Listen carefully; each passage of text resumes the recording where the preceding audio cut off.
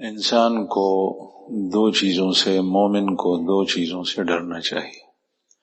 ایک اللہ سے ڈرنا چاہیے اور ایک اپنے آپ سے ڈرنا چاہیے۔ بس کسی چیز سے نہ ڈرے، شہر سے نہ ڈرے، تبھی ڈر تو ہوتا ہے، عقلی طور پہ نہیں۔ سانپ سے نہ ڈرے، سمندر سے نہ ڈرے، کسی شخص سے کہ کاروبار میں مجھے نقصان پہنچائے گا نہ ڈرے، کسی شخص سے یہ مجھے قتل کرے گا نہ ڈرے۔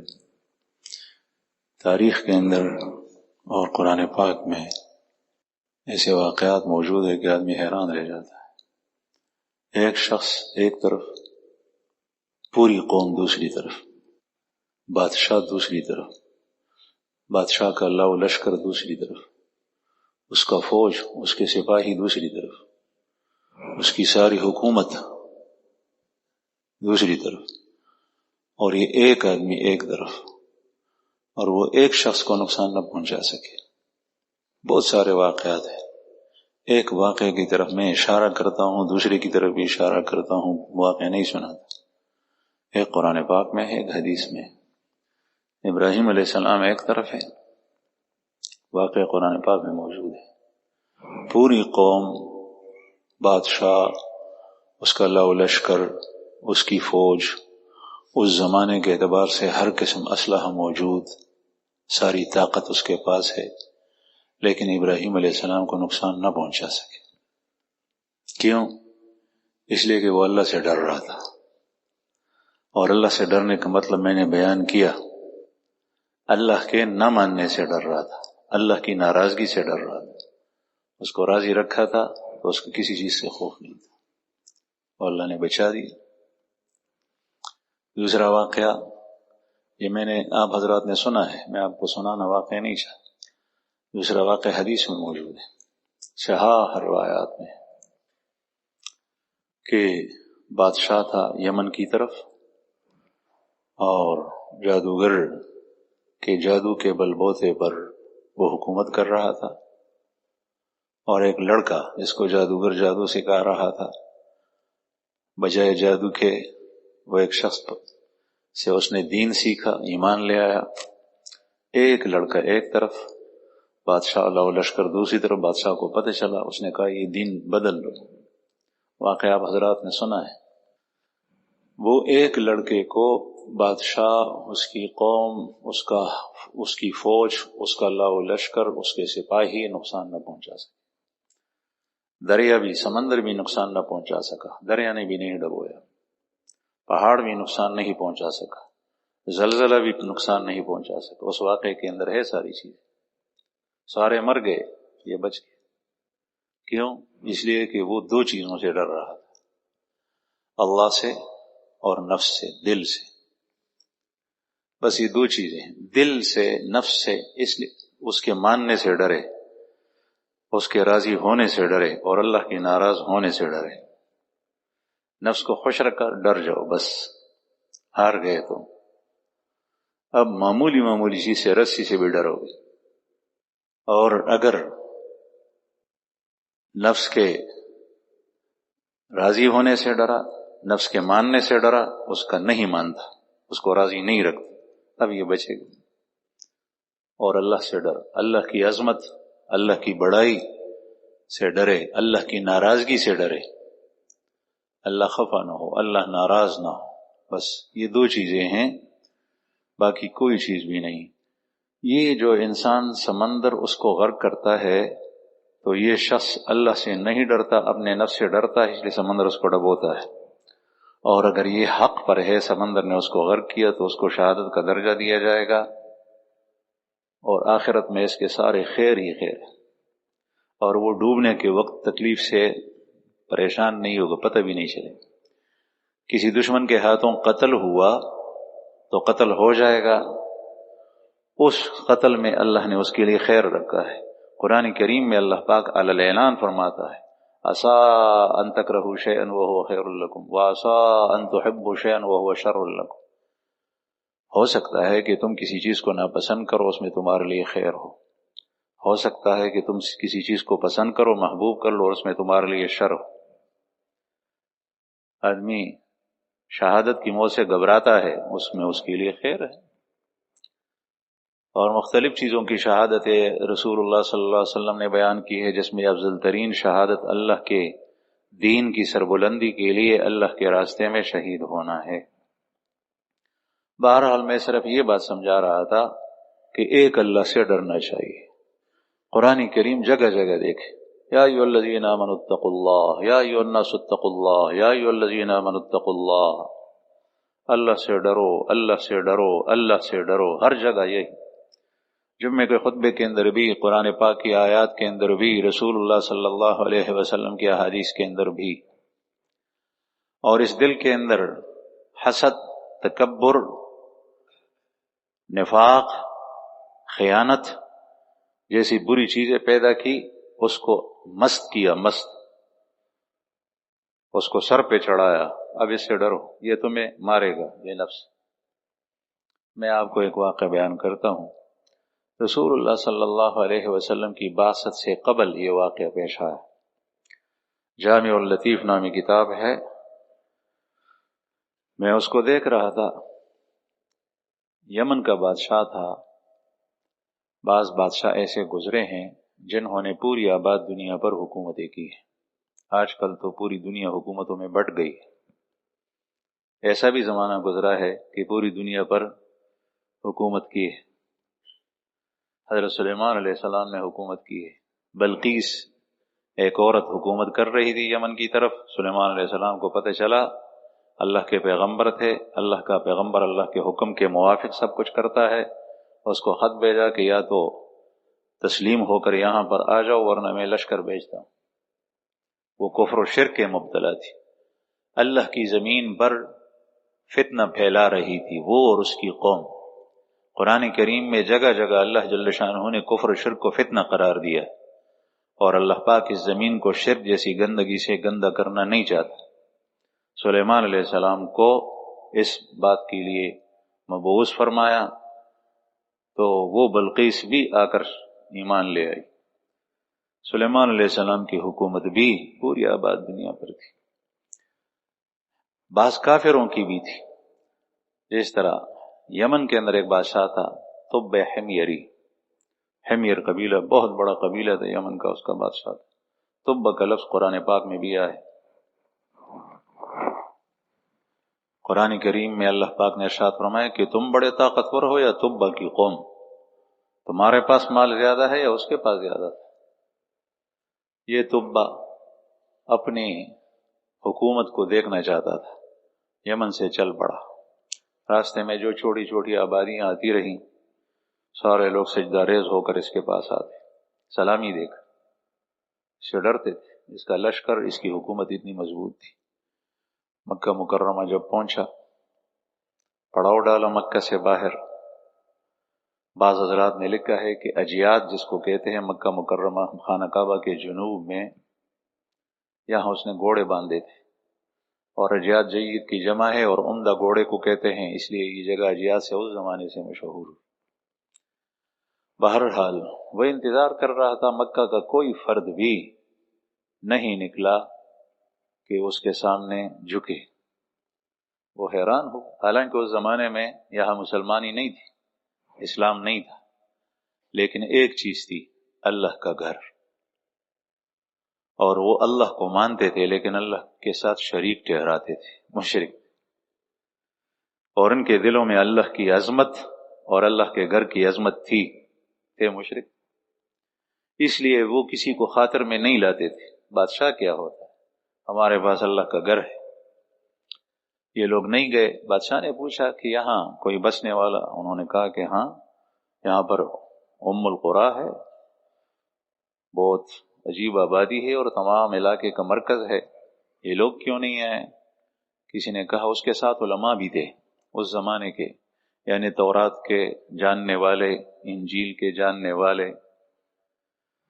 انہوں نے کہا کہ اصل میں یہاں پر ایک گھر ہے جس کو اللہ کا گھر کہتے ہیں، اور یہ لوگ اس گھر کی وجہ سے کسی کو خاطر میں نہیں لاتے۔ وہ کہتے ہمارے پاس اللہ کا گھر ہے، ہم کسی کی نہیں۔ تو اس نے کہا کہ اچھا، اس نے دل میں، یہ دل جس کا میں کہہ رہا تھا، اس دل کے اندر ایک ارادہ بنایا، منصوبہ بنایا. اس منصوبے سے کسی کو آگاہ نہیں کیا. منصوبہ یہ بنایا کہ اس گھر کو میں ڈھا دوں گا، اس کو میں گراؤں گا.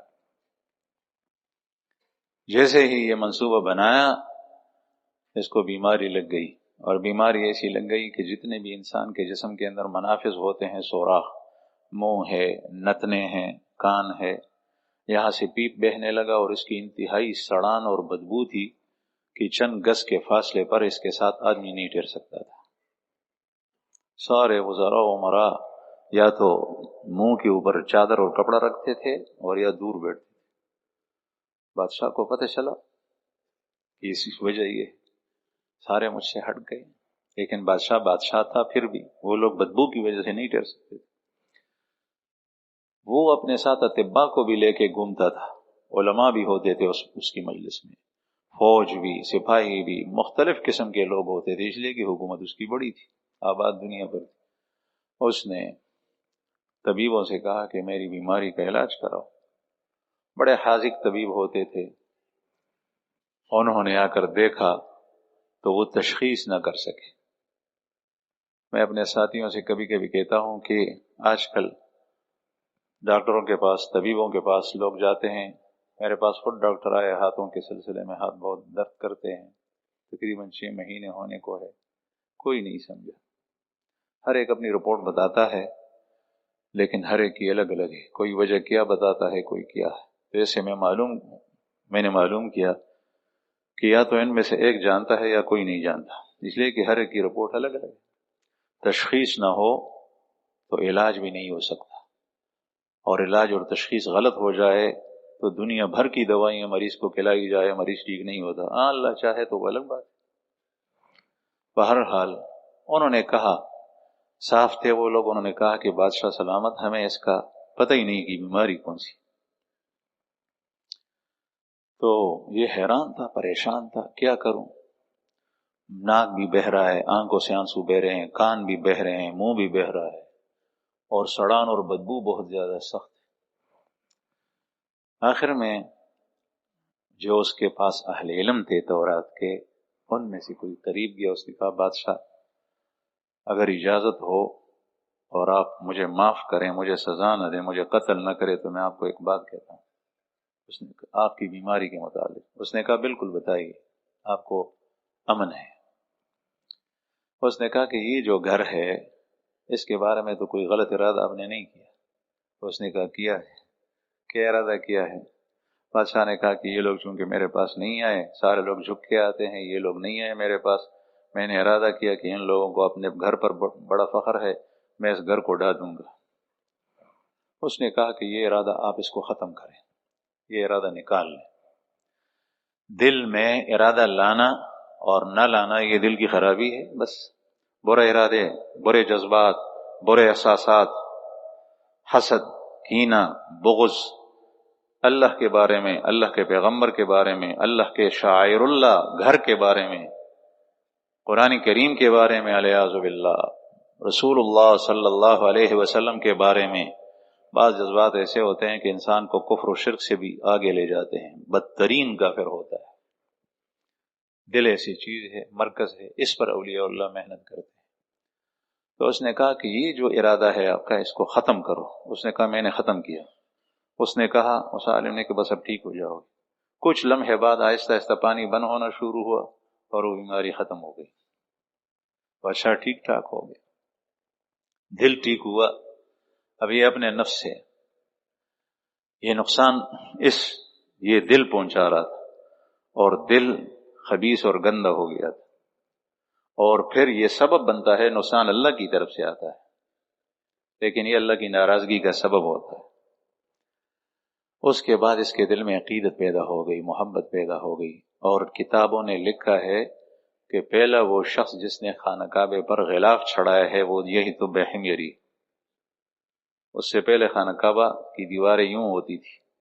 اس نے ارادہ کیا، بہت عمدہ قسم کا کپڑا اس نے اس کے اوپر بچھایا، پہلے نمبر. دوسرے اقوال بھی ہے لیکن یہ قول راجح. پھر اس کے بعد یہ وہاں سے آگے چلا، سفر جاری کیا، مدینہ منورہ پہنچا۔ مدینہ منورہ جب پہنچا تو وہاں بعض اہل علم جو تھے اس کے، انہوں نے اسے کہا کہ بادشاہ اگر آپ کی اجازت ہو تو ہمیں یہاں رہنے دیجئے۔ اس نے کہا کیوں؟ کہنے لگے وہ جو گھر آپ نے دیکھا ہے، ایک پیغمبر آئے گا اور وہ وہاں پر وہ اس کی مولد ہوگی، پیدا ہوگا، مبعوث ہوگا، پھر اس کی ہجرت کسی شہر کی طرف ہوگی۔ اس شہر کی تعین تو نہیں ہے، لیکن چند شہر ایسے ہیں جس میں ایک ہمیں یہ لگتا ہے وہ ساری نشانیاں جو ہماری کتابوں میں اس مہاجر اور ہجرت والی جگہ کی ہیں وہ ساری کی ساری اس میں پائی جاتی ہیں، ہمیں اجازت دیں کہ ہم اس پیغمبر کے آنے تک اس کا انتظار کریں اور یہاں پر رہیں۔ تو اس کے بعد اس نے کہا کہ ٹھیک ہے، اجازت ہے۔ اس کی عقیدت پیدا ہو گئی تھی، اس نے اس اہل علم علماء کے لیے گھر بنائے۔ بعض حضرات کہتے ہیں کہ مدینہ منورہ میں یہودیوں کی اولاد نسل جو چلی وہ ان لوگوں سے چلی۔ اس نے گھر بھی بنائے اس علماء کے لیے، پیسہ اس کے پاس بہت زیادہ تھا، سونا تھا، چاندی تھا، اور ایک گھر ایسا بنایا کہ جس میں اس نے کہا کہ اس میں وہ پیغمبر رہے گا، اور کتابوں نے لکھا ہے کہ وہ ابو ایوب انصاری رضی اللہ عنہ کا گھر تھا جس میں وہ رہتے تھے۔ اور اللہ کے رسول جب مدینہ منورہ ہجرت کر کے پہنچ گئے تو سب سے پہلے مہمان نوازی تو قباء میں ہوئی، پھر اس کے بعد رہائش عارضی طور پہ جو اختیار کی گھر بننے تک وہ اسی گھر میں تھی، ابو ایوب انصاری کے گھر میں، جس کی واقعات سارے علماء کرام جانتے ہیں، تاریخ اور کی کتابوں کے اندر ہے، سیرت کی کتابوں کے اندر ہے۔ ساتھ اس نے ایک پرچی بھی لکھی، اس اور پرچی کے اندر یہ لکھا کہ میرا سلام کہی گیا ان کو، اور اس میں لکھا تھا کہ اگر میں آپ کا زمانہ پالوں تو میں آپ کے پاس آؤں گا، آپ کی قدموں میں بیٹھوں گا، ورنہ میرا اسلام یہاں سے قبول کیجیے۔ نبی کریم صلی اللہ علیہ وسلم کو لکھا، اور پھر وہ خط اس گھر میں جو عالم رکھا اس نے اس کو دیا، اور وصیت کی کہ جب تم مرنے کے قریب ہو تو وصیت کر کے اپنے وارثوں کو یہ پرچی دیا کرو۔ وہ اپنے وارثوں کو وصیت کرے، یہاں تک کہ رسول اللہ صلی اللہ علیہ وسلم تک یہ پہنچ جائے۔ وہ پرچی پھر آپ صلی اللہ علیہ وسلم کو پہنچی۔ جیسے ہی وہ شخص پرچی لے کے آ رہا تھا تو آپ صلی اللہ علیہ وسلم نے اس شخص سے ارشاد فرمایا کہ ہاں ہمارے بھائی طب حمیری کی طرف سے خط لے کر آئے ہو، وہ تو اللہ کے پیغمبر تھے۔ تو اس نے کہا کہ ہاں یا رسول اللہ، پھر وہ پرچی دکھائی۔ بہرحال جب دل بدل گیا، اس کو سیدھا کر دیا، اس کے شر سے بچا، تو اب اس آخری حالت اس کی یہ تھی، ابتدائی حالت یہ تھی۔ دل کے اوپر فیصلے ہوتے ہیں، اپنوں میں بھی پرایوں کے اندر بھی۔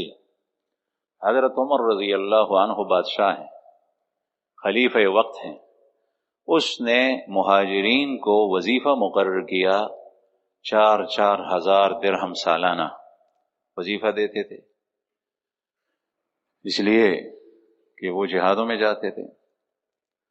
آج کل لڑنا کسی خاص طبقے کا کام ہے، اس زمانے کے اندر یہ ہوتا تھا کہ قوم کے اندر جو بھی نوجوان ہوتا، تکڑا ہوتا، اس میں صلاحیت ہوتی، اس کو لڑائی کے لیے بھیجتے، پھر ان کے لیے وظیفے جاری ہوتے سالانہ۔ تو حضرت عمر رضی اللہ عنہ نے مہاجرین کو جو وظیفہ مقرر کیا تو 4,000 درہم ایک ایک شخص کو، اور اپنے بچے عبداللہ ابن عمر کو وظیفہ مقرر کیا 3,500 درہم۔ تو صرف پیسوں کا مسئلہ یہ نہیں ہوتا، بلکہ یہ عزت کا مسئلہ بھی ہوتا ہے۔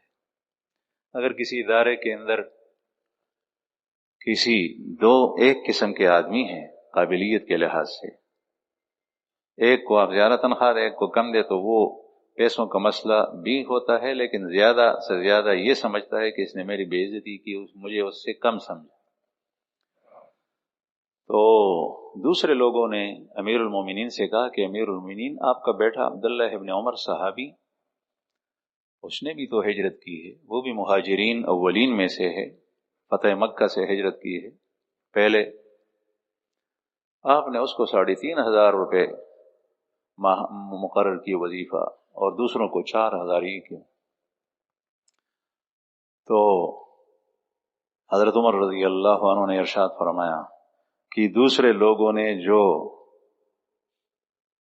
ہجرت کی تو وہ اپنے طور پر کی، اور میرے بیٹے عبداللہ ابن عمر نے ہجرت اپنے باپ کے ساتھ کی۔ وہ باپ کی حفاظت میں تھا، باپ کے ساتھ تھا، اس لیے اس کی ہجرت کرنا اتنا کمال نہیں ہے جس طریقے سے دوسرے لوگوں کی، اس لیے اس نے میں فرق رکھا۔ حضرت عمر رضی اللہ عنہ، حالانکہ ان صاحبزادے سے حضرت عمر رضی اللہ عنہ کو دشمنی نہیں تھی۔ ایک قول ہے عمر فاروق رضی اللہ عنہ کا، وہ فرماتے ہیں کہ میرے پاس میرے مال میں سے سارا سرمایہ میرا ڈوب جائے اور اہل و عیال سارے ختم ہو جائے، مجھے کوئی افسوس نہیں ہوگا سوائے ایک چیز پر، عبداللہ پر، کہ میرا عبداللہ اگر چلا جائے تو مجھے اس پر افسوس ہے۔ محبت تھی اولاد کے ساتھ، لیکن اس کے باوجود حضرت عمر رضی اللہ عنہ ایسے تھے۔ بہرحال یہ کیا چیز تھی؟ یہ دل کی کیفیت تھی۔ ایک واقعہ ہے، حضرت عبداللہ ابن عمر امیر المومنین کے یہی صاحبزادے صحابی ہیں، فرماتے ہیں کہ ہم جلولہ کی جنگ میں گئے۔ البدایہ والنہایہ اور تاریخی کتابوں کے اندر جلولہ کے جنگ کے بارے میں لکھا ہے، یہ امیر المومنین حضرت عمر رضی اللہ عنہ کے زمانے میں یہ فارسیوں کے ساتھ، کسرا کے ساتھ، فارس والوں کے ساتھ یہ جنگ لڑی گئی سن 16 ہجری میں۔ اس کے امیر جو تھے لشکر، بڑے امیر المومنین تو مدینہ منورہ میں ہیں، اور ان کو ایران کو لشکر بھیجا، تو جو امیر تھے تو وہ حضرت سعد بن ابی وقاص رضی اللہ عنہ تھے، اور جرنیل جو تھے سپاسالار وہ قعقاع ابن عمر رضی اللہ عنہ تھے، اور لشکر کی تعداد 12,000 ہے، مقابلے میں دشمن 50,000 ہے۔ وہاں جب گئے، جنگ شروع ہوئی تو ابتدا میں مسلمانوں کو کچھ نقصان بھی اٹھانا پڑا، جانی اور مالی، لیکن اخیر میں جو فتح ہوئی ہے وہ مسلمانوں کو ہوئی، اور بہت بڑا مال غنیمت، جلولہ کا جنگ بہت مشہور ہے، بہت بڑا مال غنیمت ہاتھ آیا۔ عبداللہ ابن عمر رضی اللہ عنہما یہی امیر المومنین کے صاحبزادے، ان کے والد بادشاہ ہیں، امیر المومنین ہے، لیکن بیٹا نہ امیر ہے لشکر کا نہ جرنیل ہے، بلکہ ایک سپاہی ہے۔ آج کل اپنوں کو جیسے ہی انسان کے ہاتھ میں کوئی کام آتا ہے تو بیٹا، بھائی، بیٹا تو چھوڑ دے، تایا زاد، چچا زاد، مامو زاد، خالہ زاد، پھوپھی زاد، سب کو جو ہے دوستوں کو آگے لاتا ہے، چاہے وہ دنیا بھر کے بدماش کیوں نہ ہو، ان کو عہدہ حوالے کرتے ہیں۔ امیر المومنین رضی اللہ عنہ اللہ سے ڈرتے تھے، تو انہوں نے ایک عام سپاہی کی صورت میں، عبداللہ ابن عمر فرماتے ہیں کہ میں بھی گیا، ہمیں جو مال غنیمت ملا پیسے، تو کہتے ہیں کہ 40,000 درہم سے میں نے بکریاں خریدی، اور وہ بکریاں بھی مال غنیمت کی بکریاں تھیں۔ تو ظاہر ہے کہ جب مال غنیمت تقسیم ہوتا تھا تو ایک دوسرے سے لے دے ہوتا تھا، یہ اتنے میں لینے ہیں، اتنے میں لینے ہیں، اور پھر بیت المال کا مال جو ہے وہ بکریاں وہاں سے لانا بہت زیادہ مشکل بھی ہوتا ہے، جانوروں کو فارس سے مدینہ منورہ، تو یہ کوشش کی جاتی تھی کہ سونا اور چاندی مدینہ منورہ پہنچ جائے اور یہ جانور وغیرہ لوگ یہاں سے خریدیں۔ تو عبداللہ ابن عمر نے اسی سلسلے میں کہتے ہیں کہ میں نے 40,000 درہم میں بکریاں خریدی، وہ بکریاں میں لے کر آیا مدینہ منورہ۔ کس تکلیف سے، مشقت سے پہنچے ہوں گے، آپ اندازہ لگائیے، ایران اور مدینہ منورہ۔ وہاں جب پہنچے تو میرے باپ نے، امیر المومنین نے مجھ سے پوچھا کہ یہ بکریاں کہاں سے تھی؟ انہوں نے کہا کہ میں نے 40,000 روپے سے بکریاں خریدی۔ امیر المومنین حضرت عمر رضی اللہ عنہ نے مجھ سے کہا، عبداللہ ابن عمر فرماتے ہیں کہ میرے بیٹے، اگر مجھے آگ میں ڈال لیا جائے اور بچنے کی صورت صرف ایک ہو، وہ یہ کہ آپ سے کوئی مطالبہ کرے کہ اگر تو نے اس باپ کو چھڑانا ہے تو یہ اتنا اتنا مال لے کر چھڑاؤ، تو تیرا کیا ارادہ ہے؟ مجھے چھڑاؤ گے اس شخص سے یا نہیں؟ آگ سے چھڑاؤ گے؟ تو عبداللہ ابن عمر ہونہار بیٹھے تھے، انہوں نے عرض کیا کہ امیر المومنین، آپ کو معمولی اذیت پہنچتی ہے اور میرا سارا مال اور میں چلا جاتا ہوں تو میں تب بھی آپ کو نہیں چھوڑاؤں گا، آپ تو موت اور آگ میں جانے کے بارے میں کہہ۔ تو امیر المومنین نے فرمایا کہ پھر ایسا کرو کہ جو بکریاں تو نے خریدی ہیں، مجھے پتہ ہے تجھے کسی نے یہ بکریاں کم قیمت پر دی ہوگی، سستی دی ہوگی، اور اس خیال سے دی ہوگی کہ یہ امیر المومنین کا بیٹا ہے تو ان کے ساتھ ہم گزارا کرتے ہیں، تو میرے منصب سے تجھے فائدہ پہنچا، اور میں صرف امیر آپ کا نہیں ہوں بلکہ پوری قوم کا ہوں، تو پوری قوم کا فائدہ آپ کے کھاتے میں آ رہا ہے، مجھے یہ ٹھیک نہیں لگتا مناسب، میں آپ کی بکریاں نیلام کروں گا اور آپ کو نقصان بھی نہیں پہنچاؤں گا، آپ کو اتنا نفع دوں گا جتنا دوسرے لوگوں نے کمایا ہے، تاجروں نے وہاں پر مال کو خرید کے بیچ کے کمایا ہے۔ تو حضرت عمر رضی اللہ عنہ نے پوچھا کہ کس نے تجارت کی ہے، کتنے پیسوں پر کتنے پیسے آئے ہیں، وہ پوچھا ہوگا۔ پھر اس کے بعد عبداللہ ابن عمر کی بکریاں وہ نیلام کر دی، بولی، تو نیلام سے وہ بکریاں 4 لاکھ کی بک گئی، 4 لاکھ درہم میں۔ خریدی کتنی پر تھی؟ 40,000۔ ظاہر ہے جگہ کا فرق ہوتا ہے، ریٹ میں فرق ہوتا ہے، وقت کے اعتبار سے ہوتا ہے، کہاں فارس اور کہاں مدینہ منورہ۔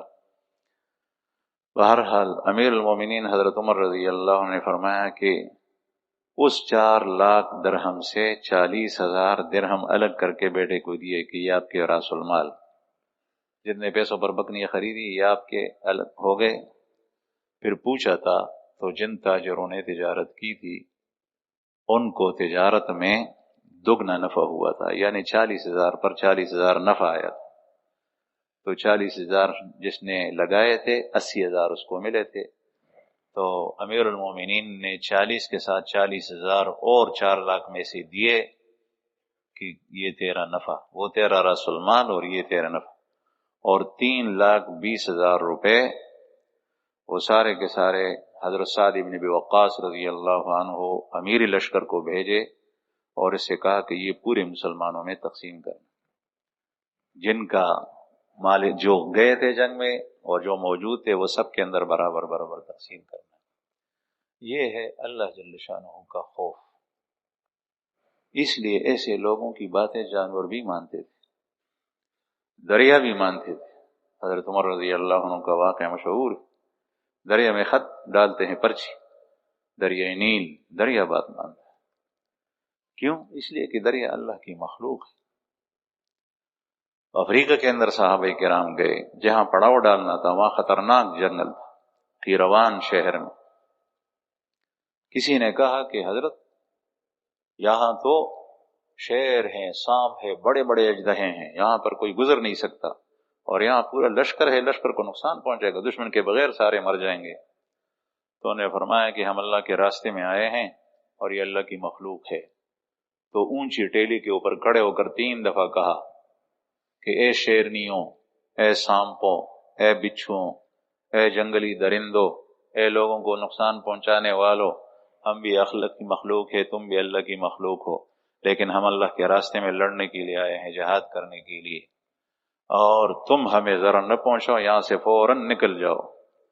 لوگوں نے اپنی آنکھوں سے دیکھا کہ شیرنی اپنے بچے کو منہ میں اٹھائے ہوئے بھاگ رہی، اور بھیڑیے اپنے بچوں کو اٹھا کر بھاگ رہے ہیں، اور سارے جانور جو ہے وہ نکل رہے ہیں، جن جگہ انہوں نے پڑاؤ ڈالنا تھا اس کو خالی کر دیا۔ کیوں؟ اس لیے کہ اللہ سے ڈر۔ جب مخلوق سے ڈرتا ہے تو جب شخص مرغی سے ڈرتا ہے، مرغی بھی اس پر حملہ کرتی ہے۔ اب دیکھیں بچوں والی مرغی، بڑا آدمی اس کے سامنے آئے، مرغی سے ڈرتا ہے، تو جب پیچھے ہٹتا ہے تو مرغی اس کی آ کر حملہ کرتی۔ اللہ جل شانہ سے ڈرتا ہے، مخلوق سے نہ ڈرے، اس نفس سے ڈرے۔ اگر اس میں غلط خیال آیا، غلط جذبات آئے، غلط ارادے آئے، گندے اخلاق اور رذائل آئے، تو پھر یقیناً اللہ جل شانہ کی طرف سے مار پڑ سکتی۔ اللہ پاک ہمیں اپنا تعلق نصیب فرمائے، اور اللہ تعالی ہمیں تقوی للہیت والی زندگی نصیب فرمائے۔ اور مخلوق کے ڈر سے ہمیں بچائے اور اپنے نفس کے شر سے ہمیں بچائے۔ وآخر دعوانا